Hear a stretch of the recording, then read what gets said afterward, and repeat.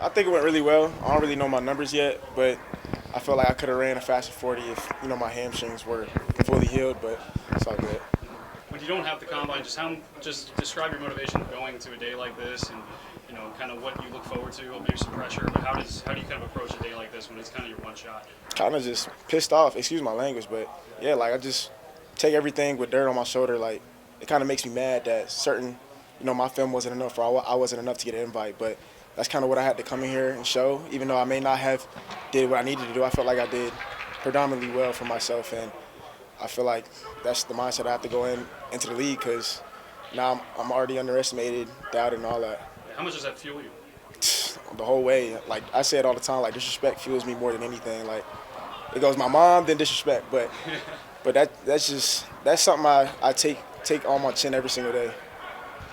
Can you talk about what prep looked like for you after the season and building up to today? So prep, I pulled my hamstring Clemson, and I had to play through it Penn State, obviously, and then I get 2-3 weeks maybe, then I have to go right back into training. So kind of nursing that hamstring and still trying to do everything else that everybody's doing in my training, but it was just hard, man. Doing the same thing over and over again. You got to have that dog mentality because, dogs eat the same food every day. That's kind of how it is with training. You're doing the same thing, trying to get right.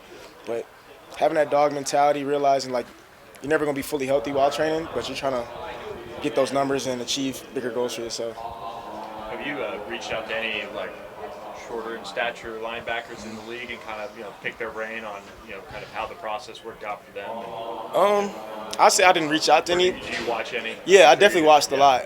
Kind of watched a lot, looked at their RAS score, I guess it is, or their numbers, and kind of try to compare, but you kind of don't want to, compare because you got to run your own race at a certain point. But looking at, like, Dolak, Ivan Pace, Devin Bush, and guys like that, just seeing what their numbers were, and it's kind of like similar to mine, like with vertical and stuff like that. So I know I could be a productive linebacker in the league, and I feel like those numbers stacked against each other. I feel like shouldn't be no doubt from these scouts or anybody else. What was the journey like for you? Coming in late from Temple and then kind of emerging as a starter and then a captain and all the things you did. It was kind of all about manifesting. Like I knew what I was gonna do. I knew what I was proven to do. And it was kind of some doubters, who was like, oh, he's from Temple. Like, Temple's 3 years in a row, like, whatever. Like, but I knew what I could do. I knew if I put the work in, everything was going to be how it is. And I just kind of had to go back to my roots because, that's where it all started. So doing that and realizing that combine prep, I went back to Atlanta and went back to my roots. I feel like same old with the outcome.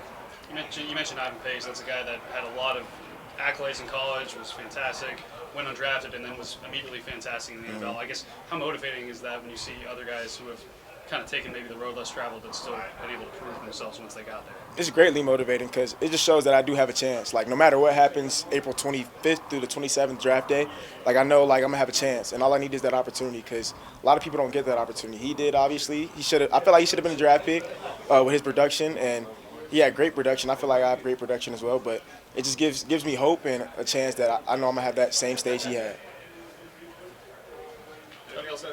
Brashard Smith was a guy that came in as a receiver, came as a running back, and then obviously took off pretty quickly. What did you think of just what he was able to do in his year here, and how much potential do you think is still there, too? That dude, Brashard, a dog, bro. I don't know how else to put it. He's a dog. Like, he wasn't even coming out here to do all these drills and all that, but he ain't practicing either. The scouts told him, hey, we want you to do this, get your numbers. Like, he still went out there and did it, even though I'm like, bro, you don't really got to do that, bro. Like, you ain't practice this, but he's a dog no matter what he doing, football and life and everything, bro. His potential's so high to the ceiling, bro. So he ain't even touched it yet, I believe. And once he put on some weight while keeping that speed, bro, he top 5 back in the league the next 3 years. I'm calling it out. So.